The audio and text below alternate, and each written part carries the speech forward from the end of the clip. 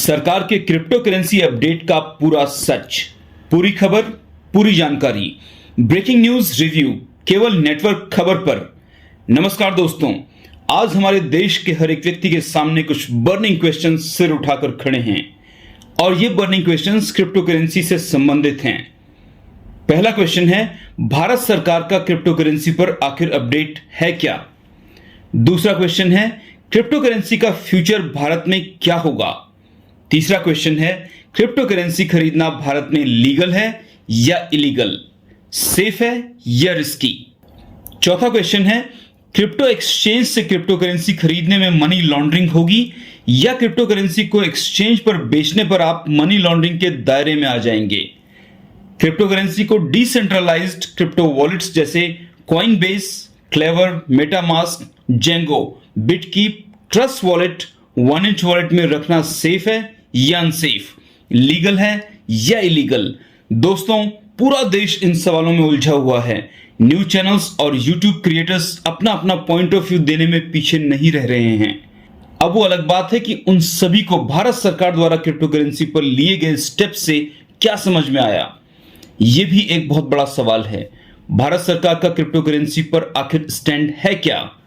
इन सब घटनाओं के चलते एक बात तो निश्चित रूप से हो गई है कि इन सभी खबरों ने देश की जनता को पूरी तरह से कंफ्यूज कर दिया है।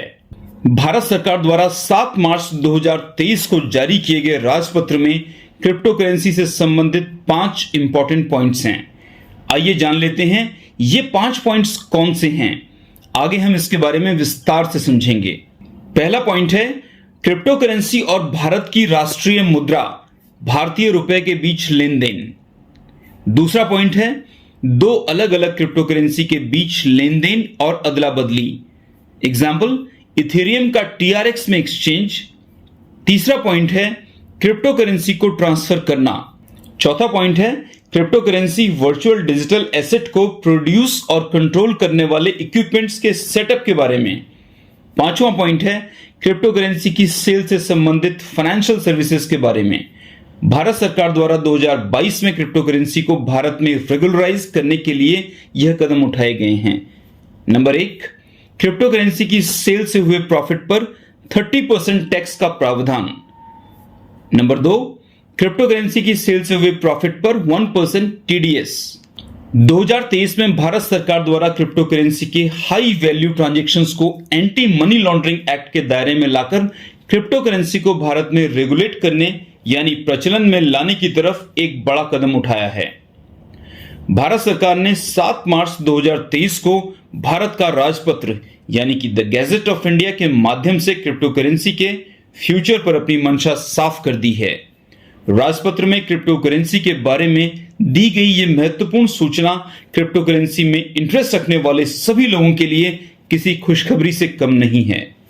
पिछले कई सालों से अफवाहों का बाजार गर्म था कि भारत सरकार क्रिप्टो करेंसी को भारत में बैन करने जा रही है, लेकिन भारत सरकार की वर्तमान फाइनेंस मिनिस्टर श्रीमती निर्मला सीतारमण जी ने 13 फरवरी 2022 को लोकसभा में क्वेश्चन आंसर सेशन में सवालों का जवाब देते हुए साफ तौर पर कहा कि क्रिप्टो करेंसी की माइनिंग, ट्रांजैक्शंस या डिजिटल एसेट्स टेक्नोलॉजी द्वारा संचालित किए जाते हैं और किसी एक देश के इसको कंट्रोल करने या रेगुलेट करने के प्रयासों से इस पर कोई प्रभाव नहीं पड़ने वाला है।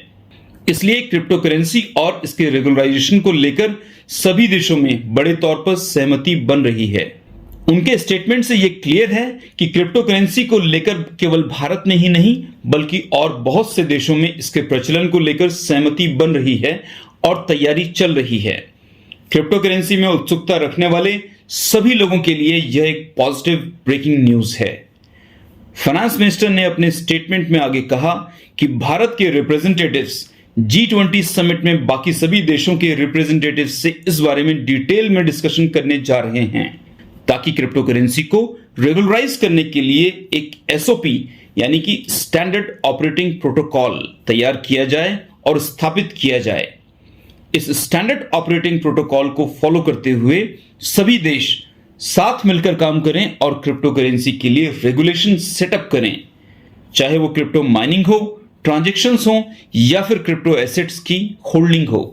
क्रिप्टो करेंसी होल्डर्स और इन्वेस्टर्स इस अपडेट से बहुत ज्यादा उत्साहित हैं क्योंकि भारत सरकार क्रिप्टो करेंसी से जनरेट हुए प्रॉफिट पर 30% टैक्स और 1% टीडीएस लगाकर क्रिप्टो को भारत में रेगुलराइज करने की तरफ पहला कदम तो 2022 में ही उठा चुकी थी और अब 2023 में भारत का राजपत्र यानी कि द गैजेट ऑफ इंडिया के माध्यम से क्रिप्टो रेगुलेशन को लेकर भारत सरकार ने दूसरा मजबूत कदम उठा लिया है। इस जबरदस्त अपडेट का सीधा असर क्रिप्टो मार्केट पर देखा गया है। क्रिप्टो पर अपडेट के आते ही पूरे क्रिप्टो मार्केट में 30% से ज्यादा की ग्रोथ नोटिस की गई है। इस बीच यह भी देखा गया है कि कुछ लोग अपने निजी स्वार्थों के चलते लोगों के बीच भ्रांतियां फैलाने का काम कर रहे हैं, जैसे कि क्रिप्टो को खरीदना और बेचना मनी लॉन्ड्रिंग है, या क्रिप्टो करेंसी की होल्डिंग इलीगल है, या क्रिप्टो बैन हो गई है। ऐसे सभी दोस्त जो इन गलत खबरों को फैला रहे हैं और लोगों को कंफ्यूज कर रहे हैं, डरा रहे हैं, उन सभी को सच्चाई को स्वीकार करना चाहिए और समझना चाहिए कि पूरी दुनिया जिस दिशा में तेजी के साथ आगे बढ़ रही है, अपने कदम प्रगति की ओर लेकर जा रही है, उसे मानने और स्वीकार कर लेने में ही समझदारी है। Crypto is the future currency and global currency in upcoming years. Crypto पूरे विश्व की भविष्य की करेंसी बनने जा रही है। यह हमें आज नहीं तो कल मानना ही पड़ेगा। आइए विस्तार से समझते हैं कि द गैजेट ऑफ इंडिया में किन पॉइंट्स पर जोर दिया गया है। पहला पॉइंट है exchange between virtual digital asset and Indian rupees, यानी क्रिप्टो करेंसी और भारतीय रुपए के बीच होने वाले लेन देन पर सरकार की नजर रहेगी। अब हमारे कुछ सम्मानित साथी ये कह रहे हैं कि सरकार ने क्रिप्टो करेंसी और भारतीय रुपए के एक्सचेंज को बैन कर दिया है, अब लोग ऐसा नहीं कर पाएंगे। तो इस साफ तौर पर समझने की बात है कि किसी भी एक्टिविटी पर नजर रखने का मतलब बैन करना नहीं होता है। नजर इसलिए रखी जाती है कि कोई गलत काम न करने लगे। अब आप देखिए, बैंक के ट्रांजैक्शंस, जमीनों की खरीद फरोख्त, केमिस्ट शॉप या दवाइयों का व्यापार, खनन और खाने पीने या पहनने का जितना भी सामान आप और हम रोजमर्रा की जिंदगी में खरीदते हैं, सभी पर सरकार नजर रखे हुए है कि कहीं इनके माध्यम से या इनको करने में कोई व्यक्ति, कंपनी या संस्था गलत काम न कर पाए। जैसे कि हम जानते हैं, भारत सरकार क्रिप्टो करेंसी से होने वाले प्रॉफिट पर 30% टैक्स और 1% टीडीएस लगा चुकी है और जितने भी क्रिप्टो एक्सचेंजेस हैं, चाहे वो बाइनेंस हो या फिर वजीरेक्स या फिर कॉइन स्विच, सभी पर केवाईसी कंपलसरी है। केवाईसी अपडेट किए बिना हम क्रिप्टो एक्सचेंजेस पर बाय या सेल नहीं कर सकते हैं। केवाईसी में आपका आधार कार्ड और पैन कार्ड अपडेट किया जाता है। पैन कार्ड से आप इनकम टैक्स और आधार कार्ड से सरकार की नजर में हैं। क्रिप्टो एक्सचेंज पर आप अपना अकाउंट क्रिएट करने के बाद केवाईसी कंप्लीट करते हैं, तब जाकर आप बाय और सेल कोई भी ट्रांजैक्शंस कर पाते हैं। आप अपने बैंक अकाउंट से क्रिप्टो एक्सचेंज पर अमाउंट ट्रांसफर करके क्रिप्टो करेंसी परचेज कर सकते हैं। क्रिप्टो करेंसी को क्रिप्टो एक्सचेंज पर बेचकर अपने बैंक अकाउंट में भारतीय रुपए में ट्रांसफर ले सकते हैं। बस आपको इन ट्रांजैक्शंस को आईटीआर में शो करना होगा, जैसे कि आप बाकी सभी ट्रांजैक्शंस जैसे जमीन की सेल परचेज और शेयर्स की सेल परचेज को आईटीआर में शो करते हैं। दूसरा पॉइंट है exchange between one crypto currency to other crypto currency.